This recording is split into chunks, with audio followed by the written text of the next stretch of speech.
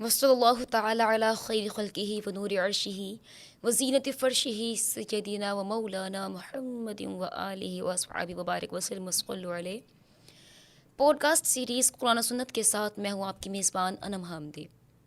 آج ہم بات کریں گے ماہ ربیع الثانی، ماہ غوث کی 11ویں شریف کے حوالے سے کہ قرآن کریم فرقان حمید میں اس کی جو برکتیں، جو لوگ اس سے اپنے عقائد وابستہ کرتے ہیں، اس کی کیا دلیل، کیا شرعی حیثیت پائی جاتی ہے۔ اللہ رب العزت سورہ بقرہ آیت نمبر 158 میں ارشاد فرماتا ہے ان الصفا والمروہ من شعائر اللہ، کہ بے شک صفا اور مروہ اللہ کی نشانیوں میں سے ہیں۔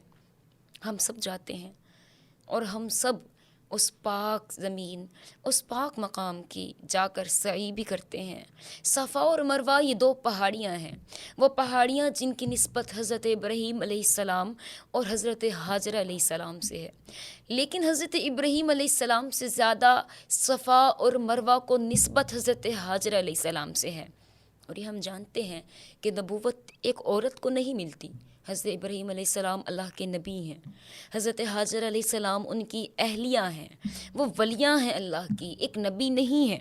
اور جب حضرت اسماعیل علیہ السلام کے لیے پانی کی تلاش کرتے ہوئے حضرت حاجر علیہ السلام صفا اور مروہ کی دوڑیں لگاتی ہیں، یعنی صفا سے مروہ تشریف لے جاتی ہیں، مروہ سے صفا تشریف لاتی ہیں، حضرت اسماعیل علیہ السلام پیاس کی شدت سے تڑپ رہے ہیں اور وہ اپنی اولاد کے لیے پانی تلاش کرنے کے لیے تشریف لے جا رہی ہیں۔ اللہ کو یہ ادا اتنی پسند آئی، اللہ فرماتا ہے کہ یہ صفا اور مروہ اب یہ دونوں پہاڑیاں میری نشانیوں میں سے ہو گئی ہیں۔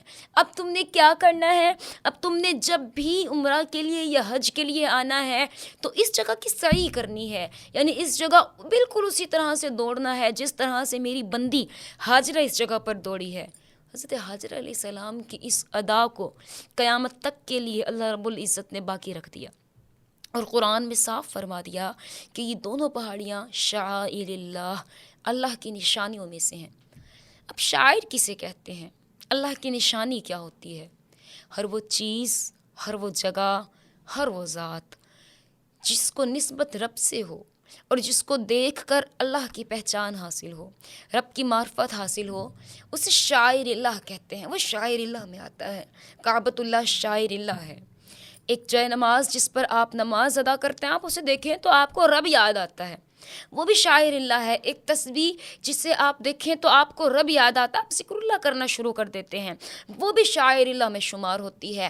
ہر وہ چیز جسے دیکھ کر رب یاد آ جائے، اللہ کی معرفت حاصل ہو، وہ شاعر اللہ میں شامل ہے۔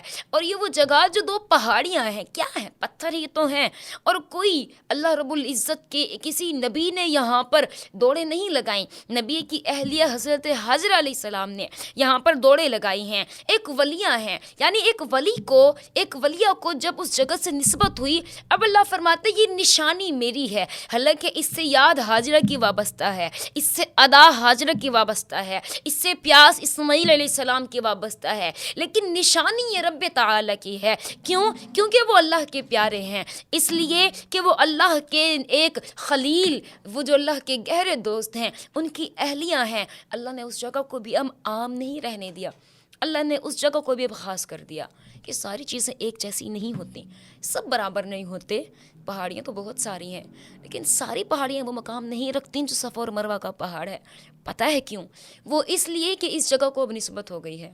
جی ہاں، نسبت بڑی چیز ہے۔ جب کسی شخص کو، کسی ذات کو، کسی خاص شے سے نسبت ہو جائے، وہ خود عام ہی کیوں نہ ہو، اب وہ بھی پھر خاص ہو جاتی ہے۔ اس کے لیے میں آپ کو قرآن پاک سے ہی ایک اور دلیل دیتی ہوں۔ اللہ سورہ بقرہ میں آیت نمبر 125 میں ارشاد فرماتا ہے کہ ابراہیم کے کھڑے ہونے کی جگہ کو نماز کی جگہ بنا لو۔ کیا ہے وہ؟ مقام ابراہیم ہے، جس پتھر پر کھڑے ہو کر حضرت ابراہیم علیہ السلام نے کعبہ کو تعمیر کیا۔ اب جس پتھر پر کھڑے ہو کر حضرت ابراہیم علیہ السلام کعبۃ اللہ کی تعمیر فرما رہے ہیں، اللہ بیان فرما رہا ہے کہ اس پتھر کو نماز کی جگہ بناؤ۔ اب یہاں پر دو نفل تم نے ادا کرنے ہیں۔ کیوں ادا کرنے ہیں؟ پتھر ہی تو ہے وہ، کیا خاص ہو گیا ہے اس میں؟ حضرت ابراہیم علیہ السلام کے نقش قدم ثبت ہو گئے ہیں، اللہ کے پیارے سے نسبت ہو گئی ہے، اللہ کے پیارے کے نقش قدم اب ہیں، اب وہ سب پتھروں کی طرح عام پتھر نہیں رہا، اب وہ پتھر سب کے جیسا نہیں، اب وہ پتھر خاص ہو گیا ہے۔ کتنا خاص ہو گیا ہے؟ اتنا خاص ہو گیا ہے کہ اب اس جگہ پہ نماز پڑھو تو یہ اللہ کی یاد ہے، یہ شرک نہیں ہے، یہ گناہ نہیں ہے، یہ بتوں کو پوجنا نہ ہوا، یہ پتھر کی پوجا کرنا نہ ہوا۔ اس پتھر کے سامنے کھڑے ہو کر آپ 2 نفل اللہ کے لیے ادا کریں تو وہ اب کیا ہے؟ اب وہ اللہ کی یاد میں ذکر کرنا ہے، اب وہ شرک نہیں ہے۔ جی ہاں، ہر چیز شرک نہیں ہوتی، ہر عمل شرک نہیں ہوتا۔ جب رب کا حکم آ جائے، جب نسبت پیاروں سے ہو جاتی ہے نا، پھر وہ شرک نہیں رہتا، پھر وہ خاص ہو جاتا ہے، پھر وہ حکم خداوندی کے مطابق عمل ہو جاتا ہے۔ بالکل اسی طرح یہ جو ماہ مبارکہ ہے، بالکل اسی طرح یہ جو اس مہینے کی نسبت ہے، یہ جس کی نسبت حضرت سیدنا غوث اعظم حضور شیخ جیلاں، حضور غوث اعظم شیخ عبد القادر جیلانی علیہ رحمہ سے جو نسبت ہے نا اس ماہ مبارکہ کی، جی ہاں، اس وجہ سے یہ خاص ہو گیا ہے۔ کیوں؟ کیونکہ وہ ذات خاص ہے۔ اور وہ ذات کیسے خاص ہے؟ وہ ذات ایسے خاص ہے کہ اللہ کا ذکر کرتے کرتے جب رب راضی کر لیا نا، اللہ قرآن میں فرماتا ہے فَاذْكُرُونِی أَذْكُرْكُمْ وَاشْكُرُوا لِی وَلَا تَکْفُرُونَ، تم میرا ذکر کرو میں تمہارا ذکر کروں گا، فَاذْكُرُونِی، تم میرا ذکر کرو۔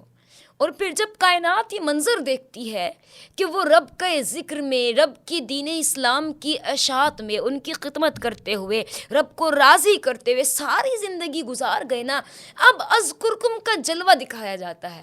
اب دکھایا جاتا ہے کہ اذکرکم کا مطلب کیا ہے، یہ وعدہ کیا ہے۔ اللہ فرماتا ہے فَاذْكُرُونِی، تم میرا ذکر کرو، اذکرکم، میں تمہارا ذکر کروں گا۔ یعنی جب تم میرا ذکر کر کے مجھے راضی کر لو گے، اب مقام یہ آئے گا کہ میں رب ہو کے تمہارا ذکر کروں گا۔ اور جب رب ذکر کرتا ہے، جس کا ذکر رب کرے، جب رب کو فنا نہیں ہے نا تو اس کے ذکر کو بھی فنا نہیں ہے۔ اب وہ جس کا ذکر کرے گا، اب اس کا ذکر تا قیامت جاری رہے گا۔ اب چاہے کوئی اعتراض کرنے والے اعتراض کرتے رہیں، چاہے کوئی اسے بدعت کہتا رہے، چاہے کوئی اسے شرک کہتا رہے، جس کی سمجھ میں جیسے آئے وہ ویسے لفظ دے لے، کوئی عقیدت مندی سے کرے تو اسے عقیدت جانے، لیکن یہ ہے رب کا وعدہ فَاذْكُرُونِی أَذْكُرْكُمْ، تم میرا ذکر کرو میں تمہارا ذکر کروں گا۔ اور جب میں تمہارا ذکر کروں گا تو نہ صرف میں کروں گا بلکہ ہر ایک سے کرواؤں گا۔ پھر یہ منادی ہر ایک کو کی جاتی ہے، پھر یہ صدا ہر دل میں دی جاتی ہے۔ یہ وہ مقام ہے جو ایسے ہی محبتیں نہیں ہوتی، ایسے ہی کسی کے گزر جانے کے ہزاروں سال بعد بھی کسی کا ذکر نہیں ہوتا۔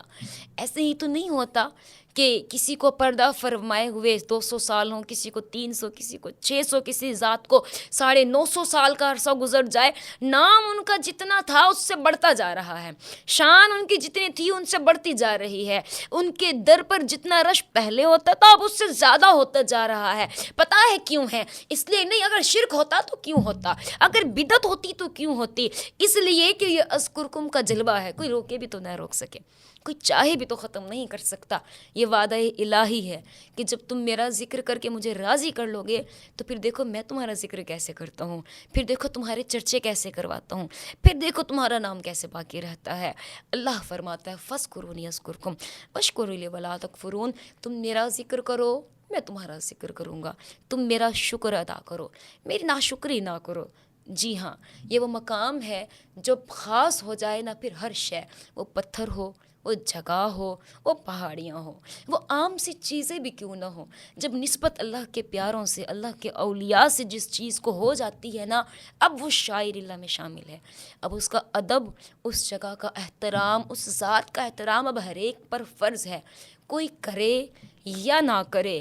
حکم باری تعالیٰ، حکم خداوندی اور تعلیمات قرآن ہیں جو، وہ تو وہ رہیں گی۔ بالکل میری امید یہی تھی کہ اس ٹاپک کو قرآن کریم فرقان حمید سے لے کر چلیں تاکہ ہماری سمجھ میں آئے اس کی بیس اور بنیاد کیا ہے، کس بنیاد پر 11ویں شریف منائی جاتی ہے، کس بنیاد پر یہ محفلیں سجائی جاتی ہیں، کس بنیاد پر ان ذاتوں کا اتنا تذکرہ اور ذکر کیا جاتا ہے۔ اس کی بنیاد قرآن کریم فرقان حمید کی ایسی بہت ساری آیات ہیں جو قرآن کو سمجھیں اور قرآن کو پڑھیں تو یقیناً سمجھ میں آ سکے۔ اللہ ہمیں توفیق دے ہم قرآن کو سمجھ کر پڑھیں اور پڑھ کر اس پر عمل کریں، اللہ پڑھ کر عمل کرنے والا بنائے۔ انشاءاللہ ایک بار پھر آپ سے ملاقات ہوگی ایک نئے موضوع کے ساتھ، ایک نئی بات کے ساتھ، تب تک کے لیے وسلام۔